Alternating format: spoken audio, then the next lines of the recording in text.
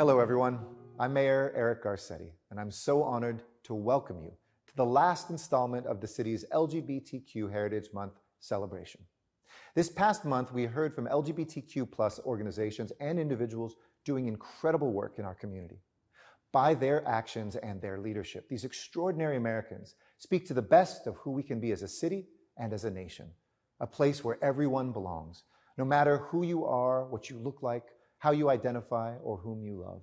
Today, among our highlights is Snehal Desai and the East-West Players. This theater has produced several LGBTQ+ productions and is known as a cultural hub for queer API artists. Most recently, under the leadership of Snehal, the theater stood up to voice concerns about the treatment of marginalized communities and to demand greater equity and representation. As we close out Pride Month, I encourage you to join my office this Saturday in the San Fernando Valley for our Pride Car Parade. We'd love to see you there. Thank you and enjoy the month. Thank you, Mayor Garcetti, for your inspiring words. I join him, along with Council President Honoree Martinez, City Attorney Mike Fewer, Controller Ron Galperin, and all of my City Council colleagues in wishing the City of Los Angeles a healthy and happy Pride. We kicked off 2021 Pride by honoring the first of 3 citywide honorees. Our hardworking frontline workers from Outreach at UFCW Local 770. And our courageous friends from Black LGBTQ+ activists for change. I highly encourage you to rewatch these inspiring events through my social media channels at Councilmember O'Farrell. A year ago, I had the privilege to present to you a State of Pride address, the first of its kind in our city's history. We had to pivot because of the cancellation of the annual LA Pride festivities due to the COVID-19 pandemic. This led to the opportunity for me to partner with Black LGBTQ+ activists for change, city departments, and countless allies who joined the All Black Lives Matter March in Hollywood, where we gathered to protest and demand justice following the deaths of George Floyd, Tony McDade, and others.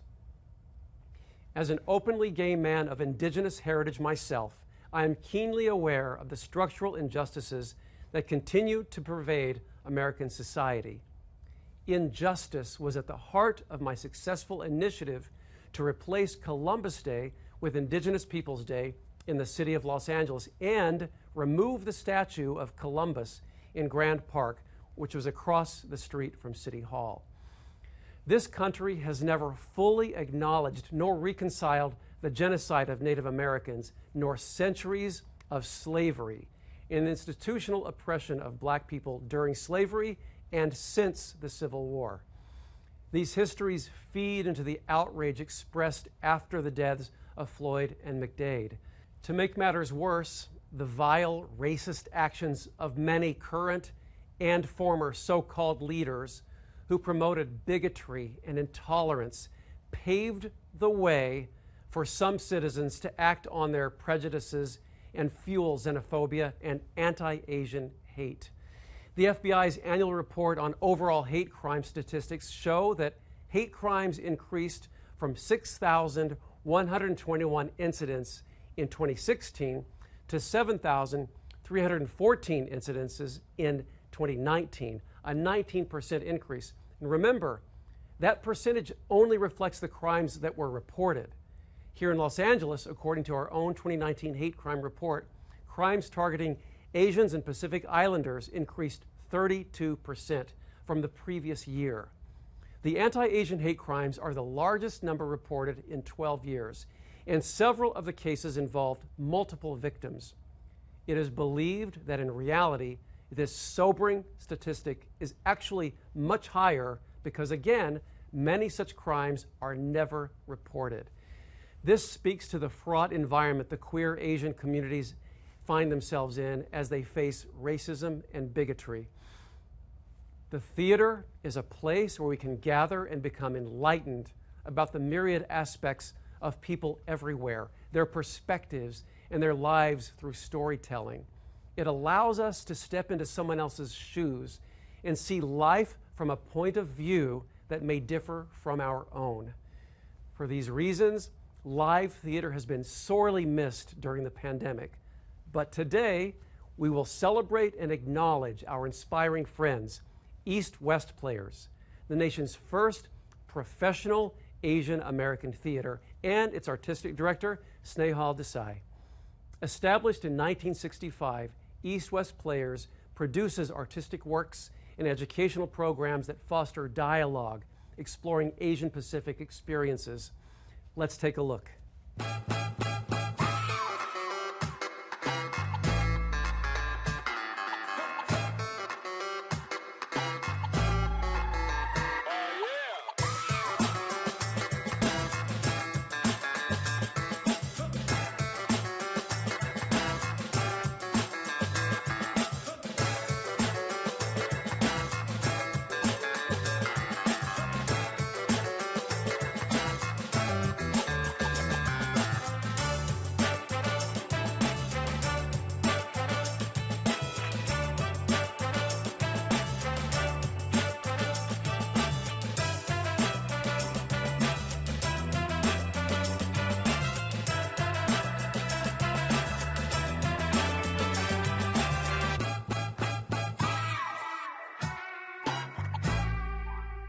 Wonderful video. I am so proud to introduce our honoree, Snehal Desai. Welcome to the studio and happy Pride. Happy Pride, Mitch. Thanks for having me. Sure. It's great to be here. And thank you for all of your work and leadership here for our community and for the Los Angeles community. Thank you so much. So Snehal, tell me about how you're feeling this particular Pride Month, this particular year. Hopeful, I think, more than anything. We were just talking about how last year we celebrated Pride from our living rooms over Zoom and over screens, and I think there's hope that we're able to start to gather.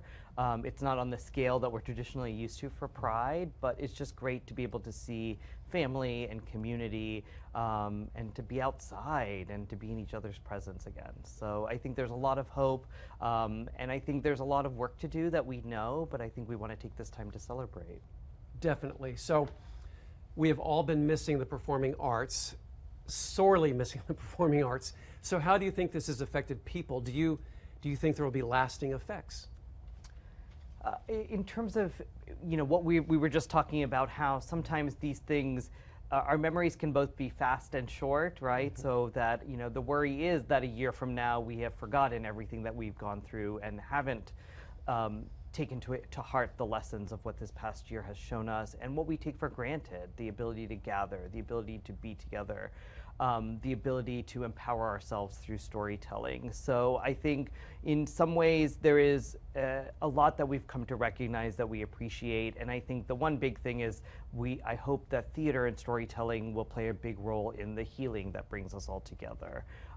That there is a lot of grief for our communities, particularly communities of color have been hit very hard.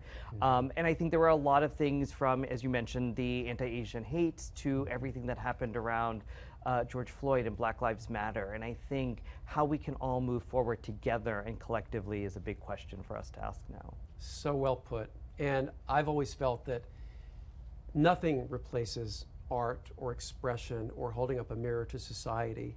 And it gives people the opportunity and the chance to reflect internally themselves as individuals. And so, that expresses itself in the collective we, especially if we've learned a thing or two and maybe gotten away from some of our own biases that we've, been raised in. So really great points. Snehal, you're an author and a performer of finding ways to improve you're not an Al-Qaeda terrorist when you're brown. So can you tell us about the show Gindian, which is short for Gay Indian? I think that's very intriguing.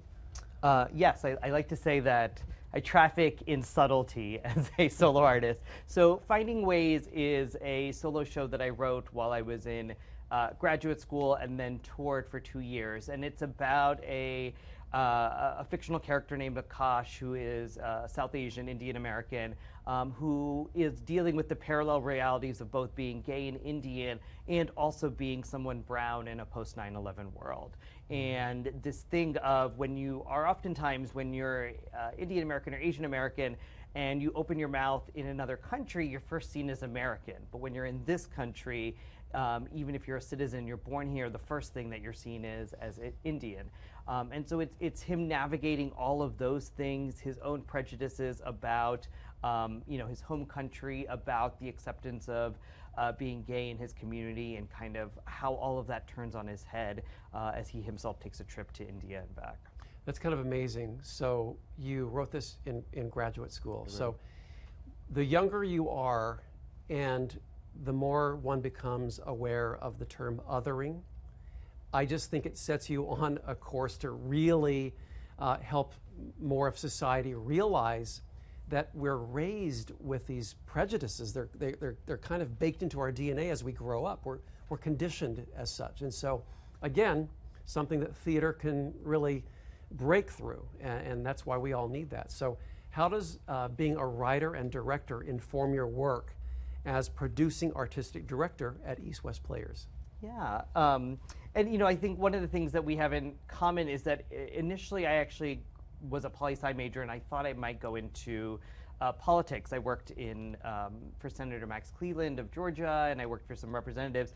And it was at that point that I realized that there's different ways to affect change, right? You can do it through policy, and you can do it through advocacy, which is what you do and so many of our wonderful elected officials do, or you can do it by putting a face to a name and a cause, and by doing it through storytelling. And so that's the route I ended up taking. I think it's a little bit more fun than no doubt. but it was also where I felt like that was my strength, is that in order to affect change, particularly as we know in the LGBT community, people's opinions change once they know someone in their life who has come out, right? Once that you can point to someone that they interact with, it's harder for them to deny that person them their right, or to ignore that this is someone in their household that they love. And so for me, that is what we can do through theater. And what we can do at East West Players is introduce folks to Asian American stories. And at the same time, we know that representation matters, that it's really empowering for people to see themselves and their stories reflected on stage.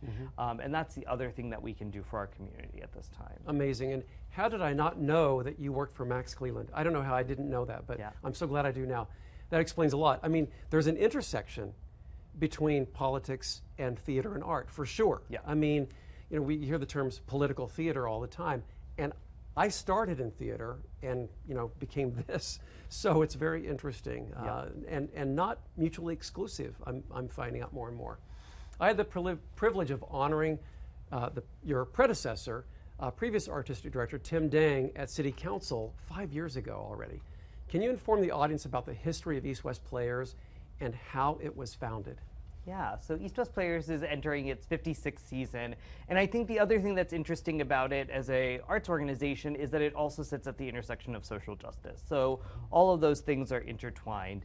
But it was founded by 9 Asian American artists who just were not being given the opportunities that they wanted as artists, right? They were being cast in stereotypical roles here in LA and Hollywood, and they weren't seeing Asian American stories told by Asian American artists. So they came together in Silver Lake, and that's where East West Players was formed, initially in the basement of a church, and then we moved to our black box space off Santa Monica, and now we have our own space here in Little Tokyo. That's fantastic. I mean, it's so interesting, and I'm so honored to represent the 13th, because in so many neighborhoods, it is the cradle of creativity, and so much history there. So thanks for sharing that part of East West Players history right in the heart of Silver Lake. That's awesome. So the first show you directed at East West Players was Nice Indian Boy. Tell us about that. So Nice Indian Boy was by Madhuri Shekhar, who is a playwright who had just graduated from USC. And it's the story of Naveen, who is a Indian American, and who is gay, and he dreams of having that big Bollywood wedding for himself. And he is having a hard time wanting that dream and aspiration, and the reality of coming out to his parents, and what that means, and whether he'll be accepted, and whether he'll be able to have kind of that dream wedding that he wants. And along the way, the interesting thing is he meets Keshav, who is actually a white man who has an Indian background, and the two of them fall in love. And Keshav is more Indian than Naveen in some ways, and teaches him a lot of the traditions and customs, but also helps him navigate coming out to his family. So interesting. That's great. So why is it important for East West Players to tell stories featuring LGBTQ plus characters? So, the other big thing that tends to happen for culturally specific institutions is that we get pigeonholed in one certain way, and for those of us who are also gay and also a person of color, I don't prioritize being Asian over being LGBT or being a child of immigrants, right? So to me, intersectionality is key, particularly in storytelling for communities of color.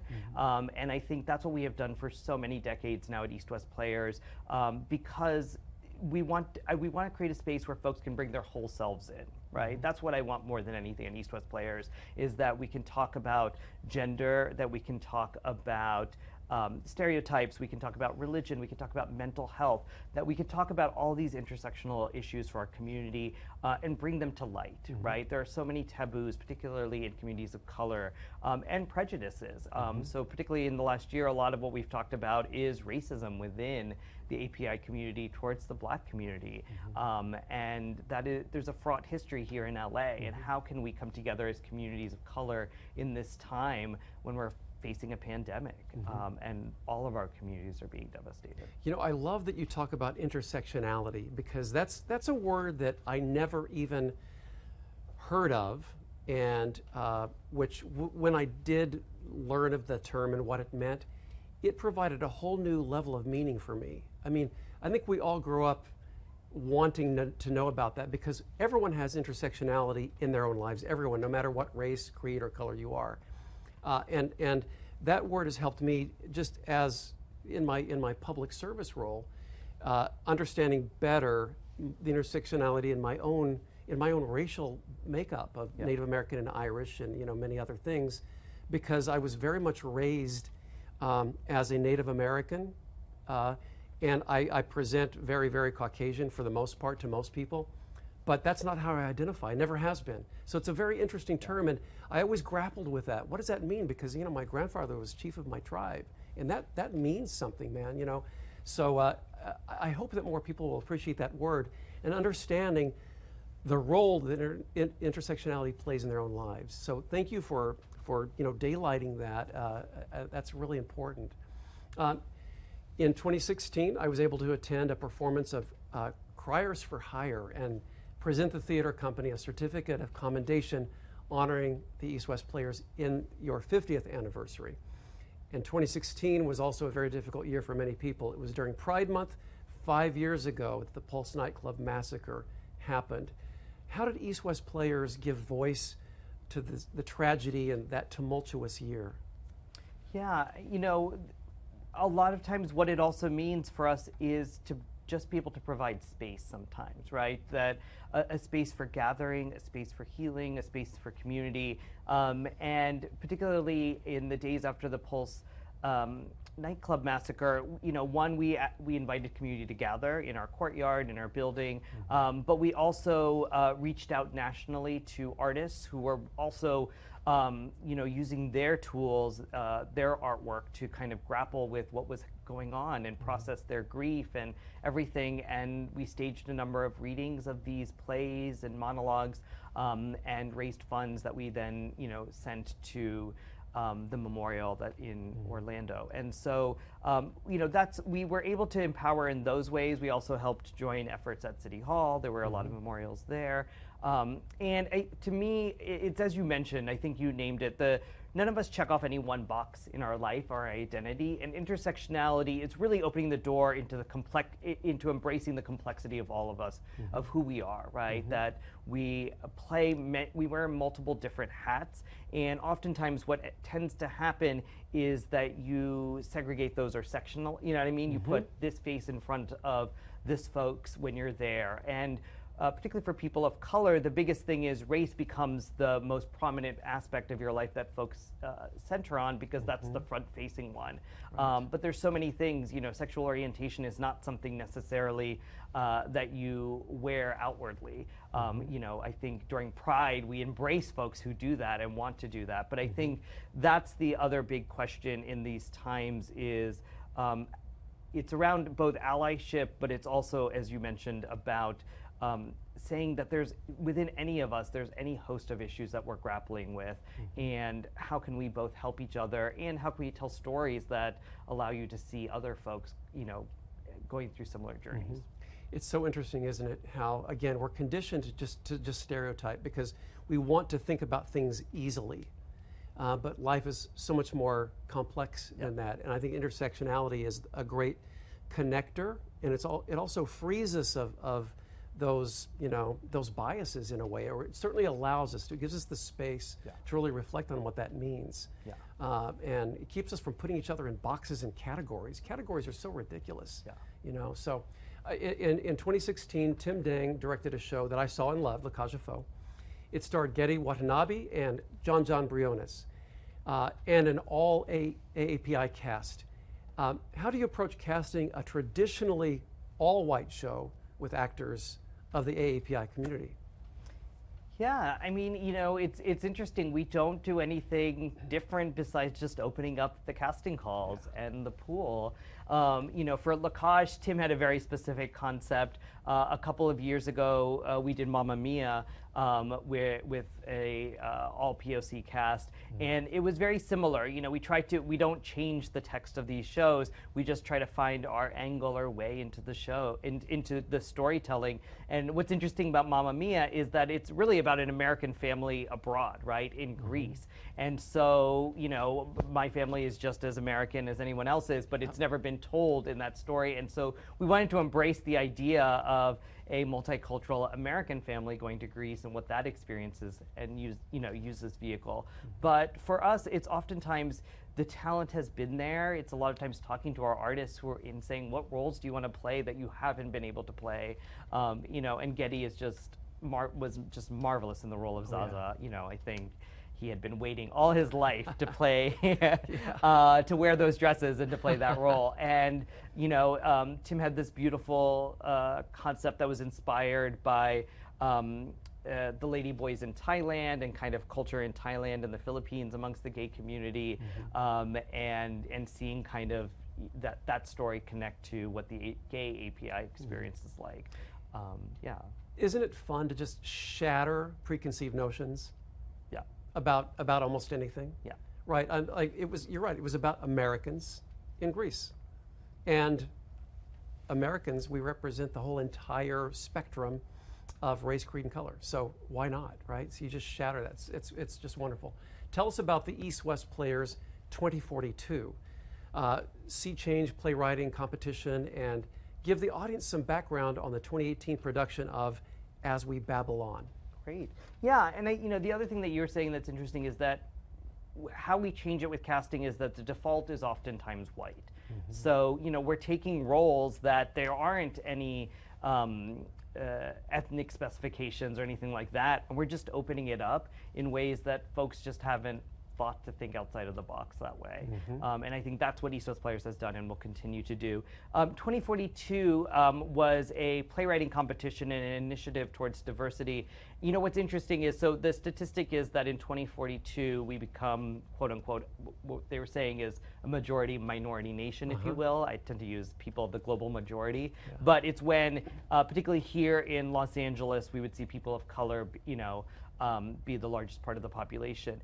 What's interesting about that statistic now is that recently they just announced that they did a survey, and 42% of Americans can't name an Asian American still today. So, and the first was nothing, and then second was Jackie Chan, and then Bruce Lee. And so the interesting thing is that we are still an invisible community.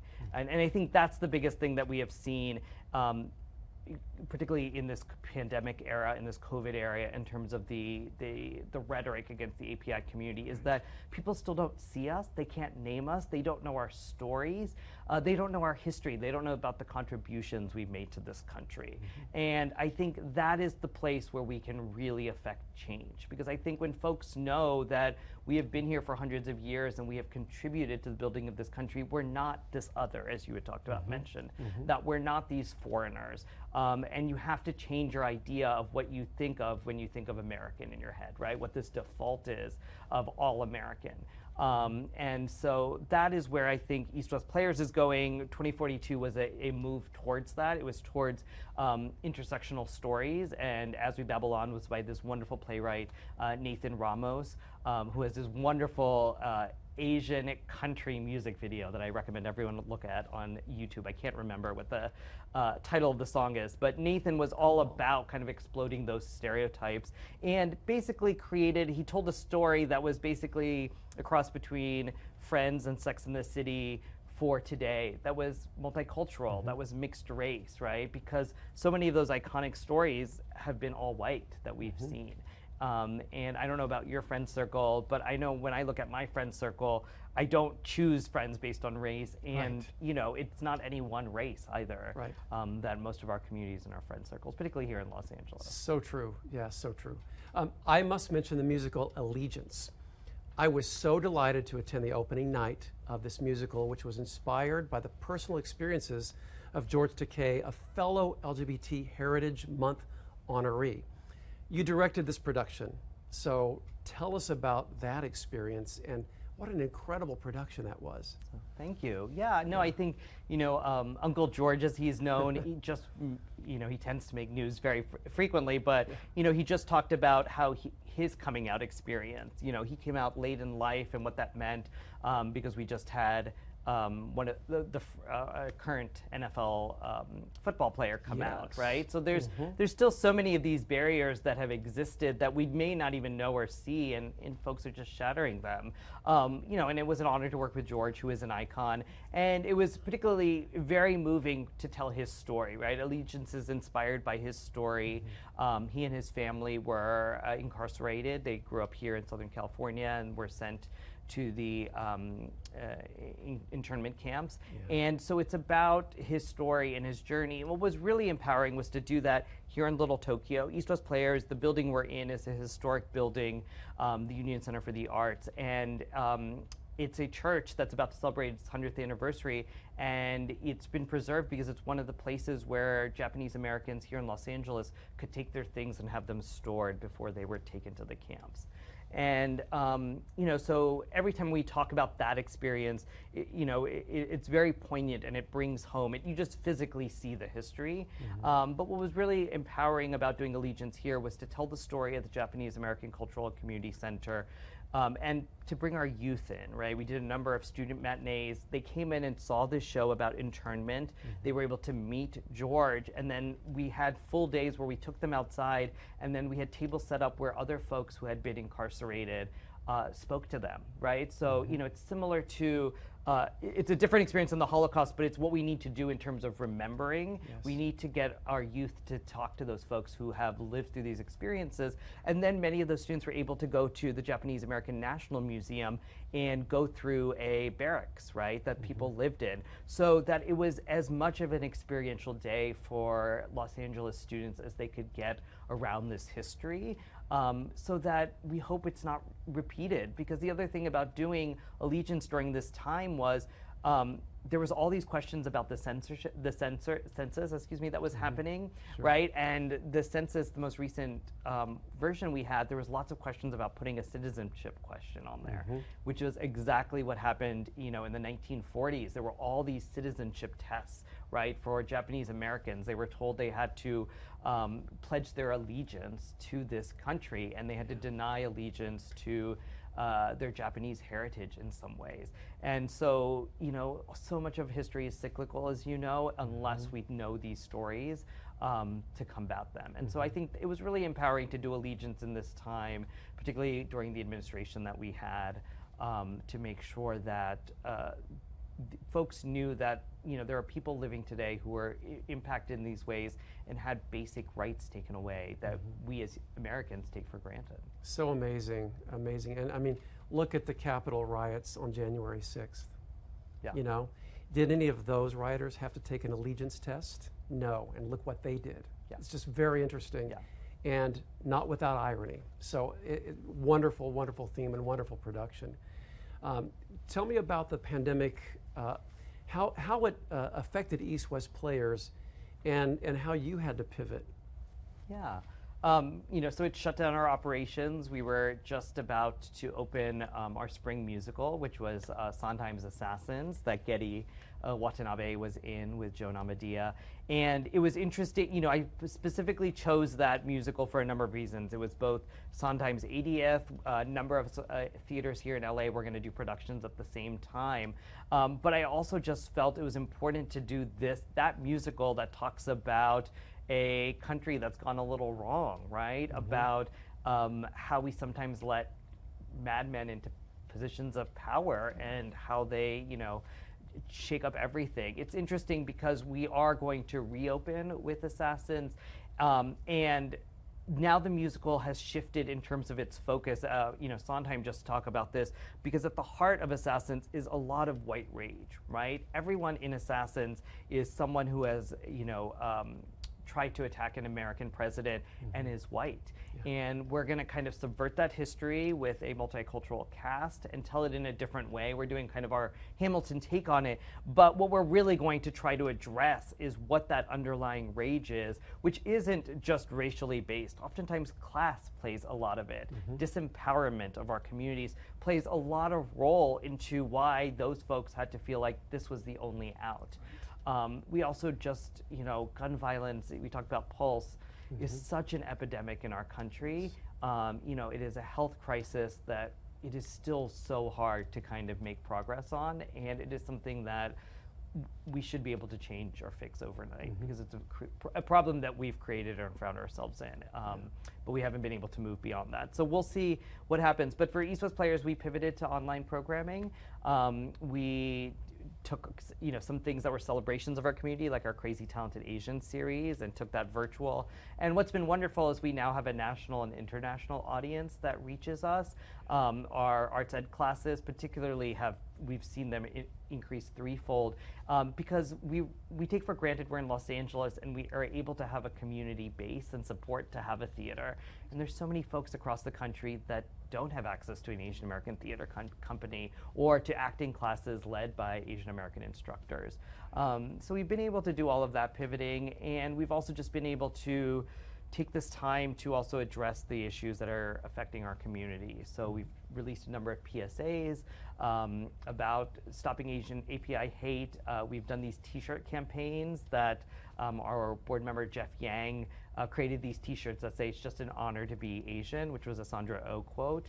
And those have gone national. They've shown up on red carpets, and what has happened is that those t-shirts are empowering, right? They are a sense of Asian pride.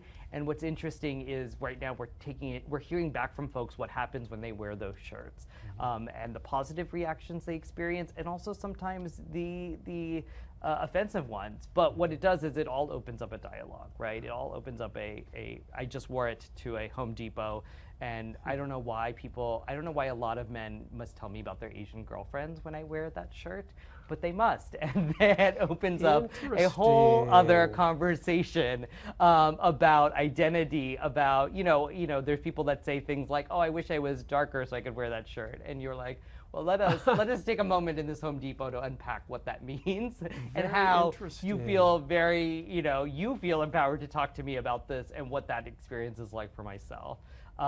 Whereas I think in other times we maybe didn't take that time, right? I may have just nodded and walked away. Right.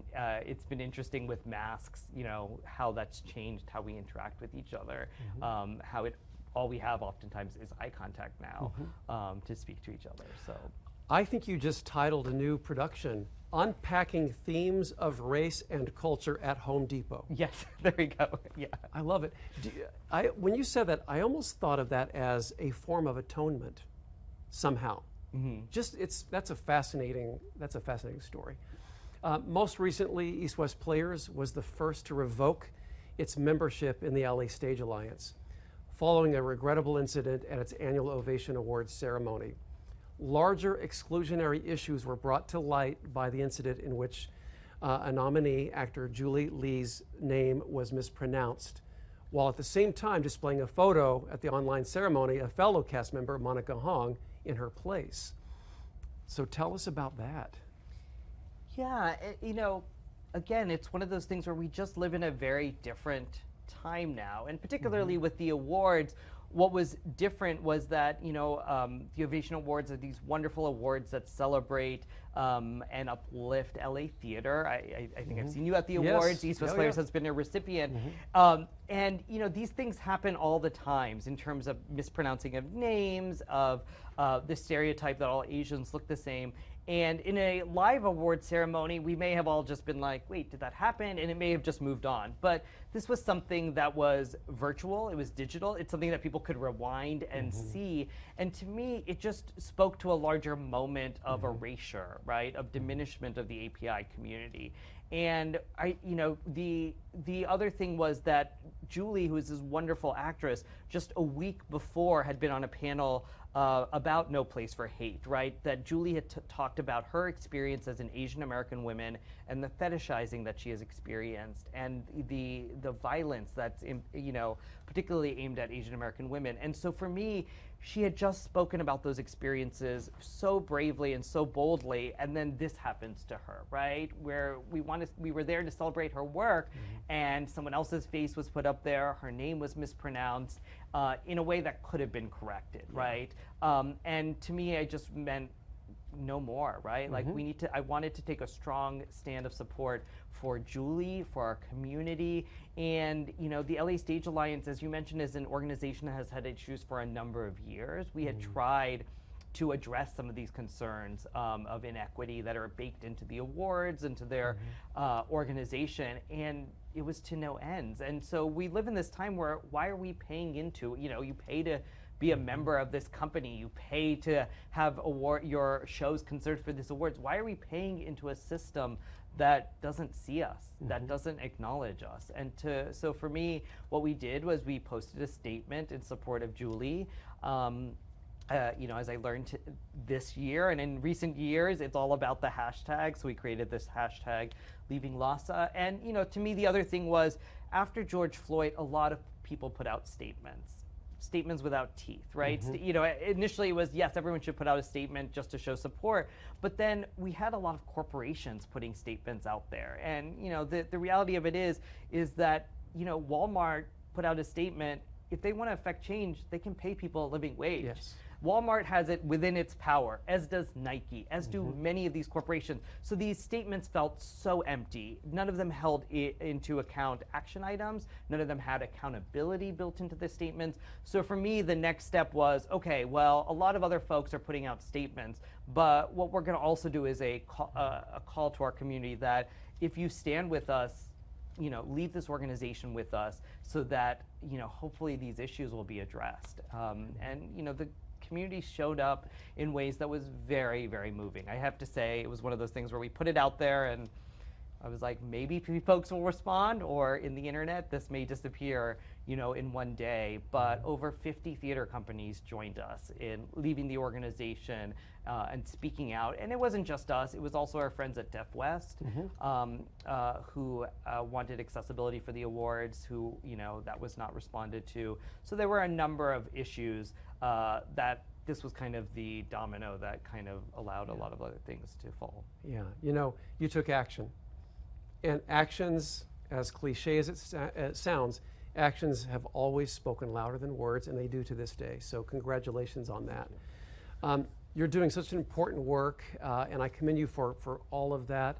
So Snehal, East West Players is now in its 55th season. So tell us about the upcoming season. You mentioned the Assassins.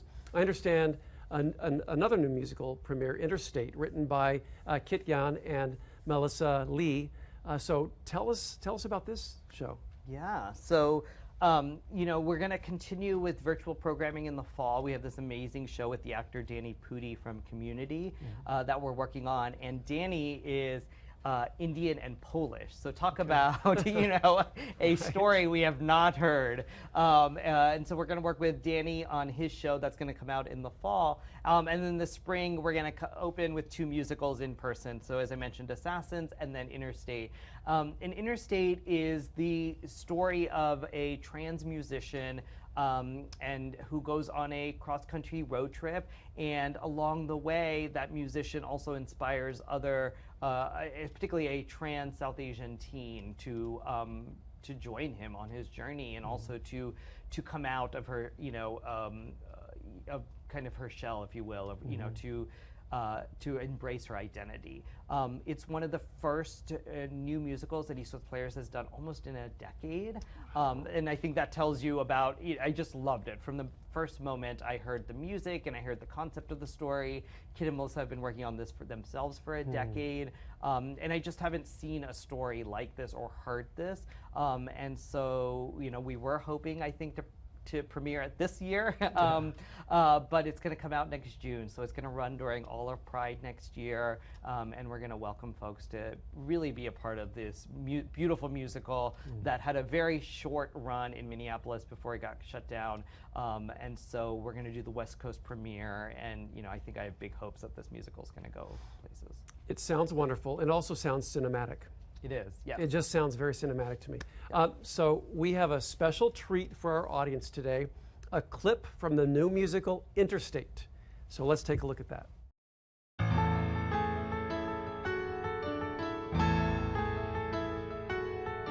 Small town, small minds in the middle of Kentucky.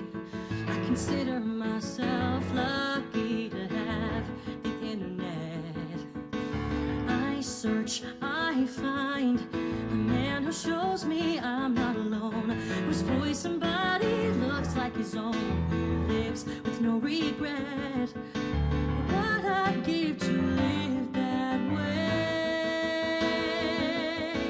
what I'd give to simply live, 'cause you're my hero, you're the man I wanna be. It's like you're speaking right to me, you're telling me that I'm okay, 'cause you're my hero. I hear your words and then I'm saved, like an elixir for the brave. I'm strong enough to face another day. You inspire me to do the same. So exciting. I can't wait to see the show and be back in live theater. And I know that everyone watching this feels the same. So I want to congratulate you and East West Players for the amazing work that you do to bring visibility to the AAPI and the LGBTQ+ communities. You're very deserving, Snehal, of being an honoree at this year's LGBTQ Heritage Month. I am proud to present you with this resolution, and to East West Players and to Snehal Desai for this Pride Heritage Month. So please, let's close with a few words from you. Well, I just want to say thank you. It's such an honor, and it's so humbling to receive this, and you know, particularly for East West Players, for us to be recognized by the community means everything. So thank you for your leadership, and thank you for this. It's a very life-size frame. Yes. I feel like lots of signatures. yeah, lots of signatures. So, but no, you know, I think the community has stood by us through everything, and you know, we want to stand by the community through all of this, and we can't wait to open our doors and welcome everyone back in. Fantastic. So as we close out today's event, and as we close out Pride Month, we resolve to live with pride, not just for 1 month, but every day, all year round. And LGBTQ+ leaders, like the ones we've honored this month, are helping to pave the way for others all across our city and all across the world to be their true, authentic selves and to live loudly and proudly, unapologetically, whoever and wherever they may be. So to wrap up today's program, I also want to thank the award-winning Channel 35 studio for always going above and beyond to produce our LGBT Heritage Month series. We will now hear from other city leaders who join us in the celebration. Stay well, Los Angeles, and happy Pride.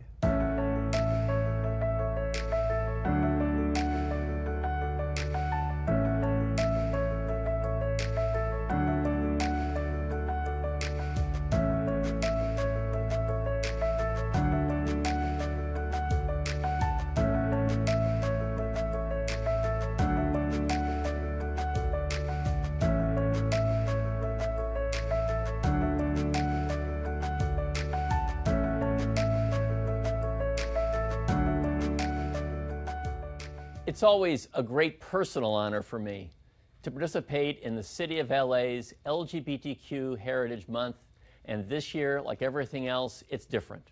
But it is so meaningful and so important that we're together. Hi, I'm Mike Fewer, the Los Angeles City Attorney. I'm very proud to be an ally of the lesbian, gay, bisexual, transgender, and queer and questioning community.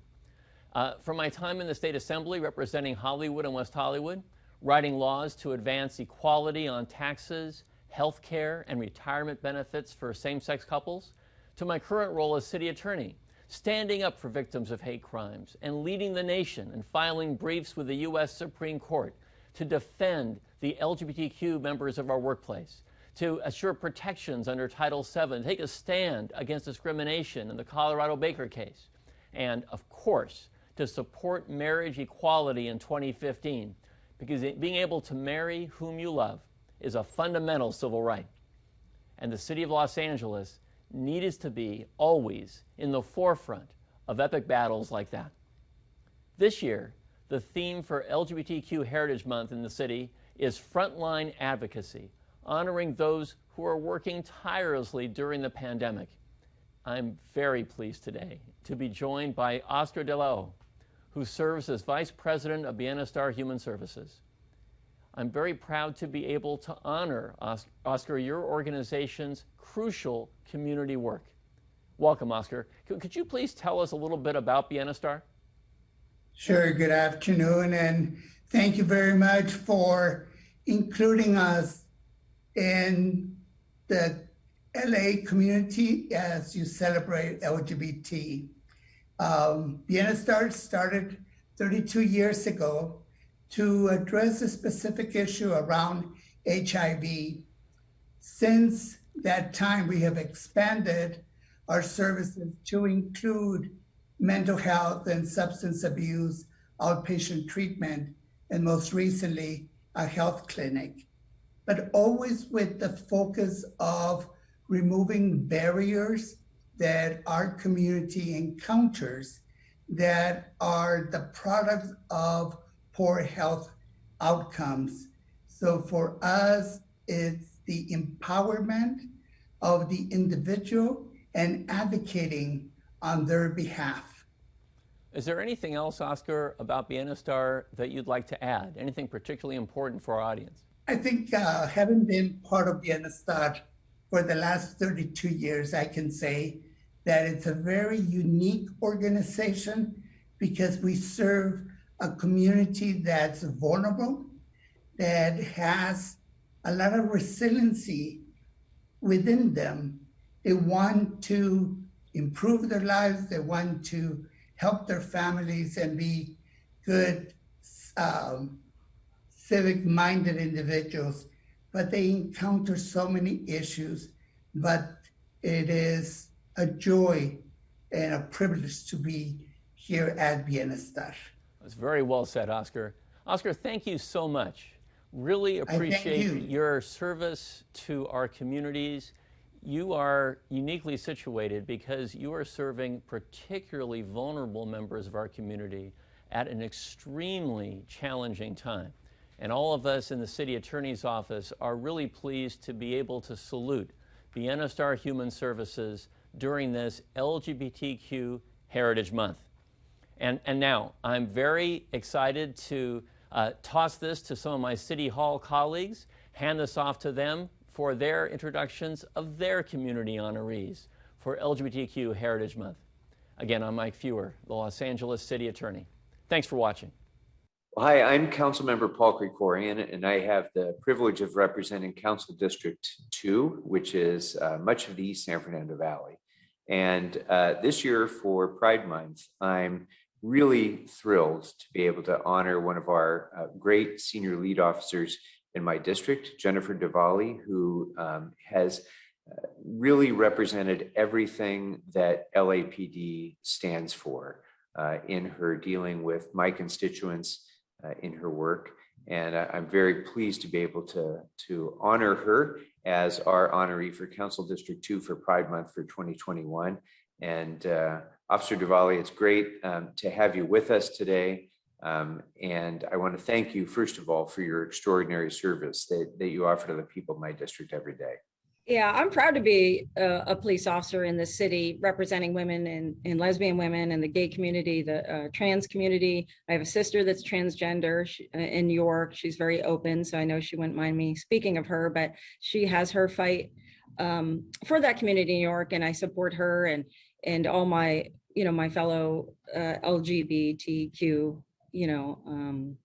associates. But LAPD has really evolved. In 1994, even when I came on, I was really comfortable with my sexuality at that time, but coming on the department, I was very fearful, and even to talk about it and going through the process, I didn't want to talk about having a partner or being lesbian. It wasn't talked about, and some of that may have been my own internal fear, but I brought it to the table, and I wasn't necessarily seeing the outreach in the community that I do see now. Any gay pride festival that I go to, I see LAPD, recruitment is everywhere. I see them in brochures that I pick up, maybe a lesbian magazine. So the outreach is there. And then just as women, even recently, I just see the department with women coming on the job is amazing. There's so many women, there's people of color. I know they're really supportive of the transgender community and the evolution even since 1994 to now. And when I look at the history of the policing, I can't believe when we used to just even raid the gay bars, and just the evolution that we have gone through is amazing. And I'm just so proud to be at this point in our society in 2021 and be a part of it and be able to do the outreach and be open and be supportive to everybody and be inclusive. I just want to tell you how much I very much appreciate your service, how much all of the people that I represent appreciate your service. And we're very, very proud that you've been willing to accept this recognition as our honoree for Council District 2 for Pride Month 2021. Congratulations, and thank you for your service. Thank you so much. It's an honor. Thank you so much, sir. I appreciate it. Hi, I'm Councilman Curran Price. Happy Pride Month, Los Angeles. I'm thrilled to join my colleagues as we celebrate the voices and contributions of our LGBTQ plus community. Pride Month is a time to reflect on the hurdles and challenges the queer community has endured while rejoicing their triumphs and bravery to speak their truths. We must combat the acts of hate by protecting our most vulnerable communities. I, like my fellow council members, want to uplift local voices and create spaces for those who are working to better the fabric of our beautiful city. This year, I'm proud to recognize Freddie Calvillo, a District 9 resident and active community member. Freddie migrated to the U.S. as a child with his mother and sister, and he now lives and works in the 9th District. Since 2014, Freddie has taught Zumba classes at South Park Rec Center, where he stresses the importance of physical and mental health through the art of dance. Freddie not only teaches dance, but he spends time being an aid to the community members in the area. Thank you, Freddie, for being a voice of the unheard and for using your platform to help others. As Pride Month comes to an end, I want to encourage you to support a local organization or attend a class like Freddie's. Thank you.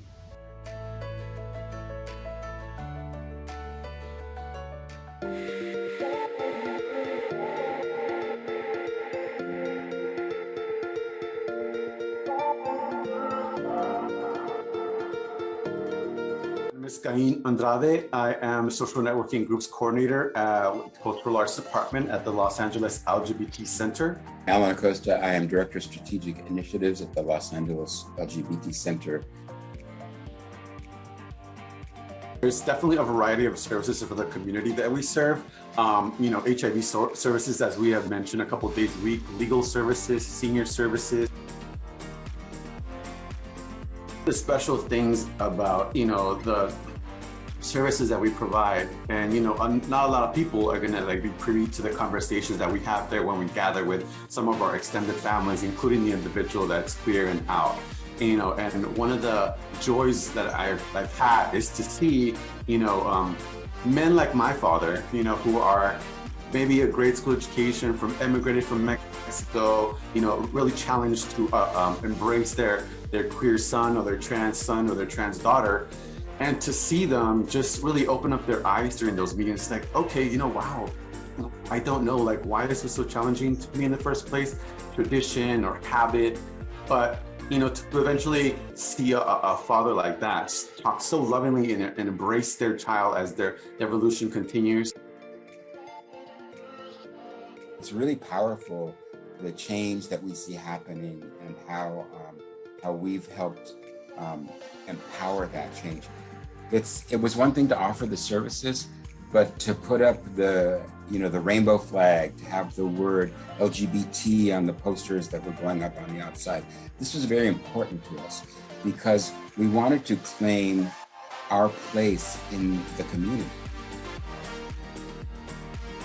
Este lugar, Mi Centro, ha sido tan importante para mí y creo que lo sería para muchas familias que todavía están a los primeros pasos de salir a la luz con sus familiares que son queer.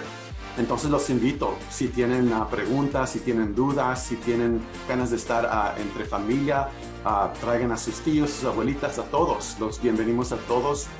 Estamos aquí al Centro LGBT Los Ángeles con Latino Quality Alliance y los bienvenimos. Hello, everyone, and happy Pride. This is Capri Maddox, Executive Director of the LA Civil Rights Department, and I am honored to welcome you to Pride Month here in Los Angeles. This month, we recognize the LGBTQ trailblazers of Los Angeles who are building a more inclusive and affirming city.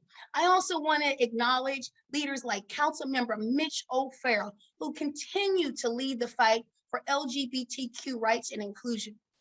The LGBTQ rights movement is a movement for dignity and freedom for all people, no matter who you are, what you look like, or who you love.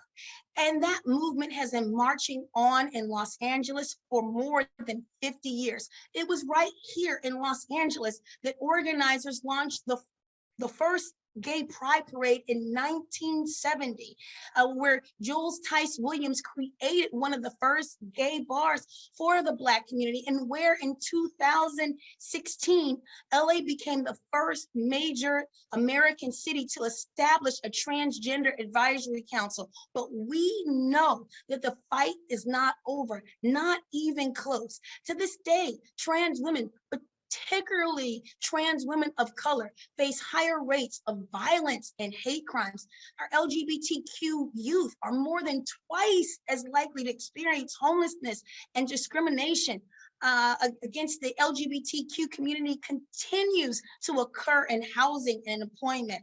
That is why we need our Black and brown LGBTQ activists fighting for justice and for a world where every trans, non-binary, queer, or questioning individual is free to be themselves. LA Civil Rights, along with our Transgender Advisory Council, is honored to stand with you every step of the way. Happy Pride Month. Keep the faith and keep the fight for a more inclusive tomorrow.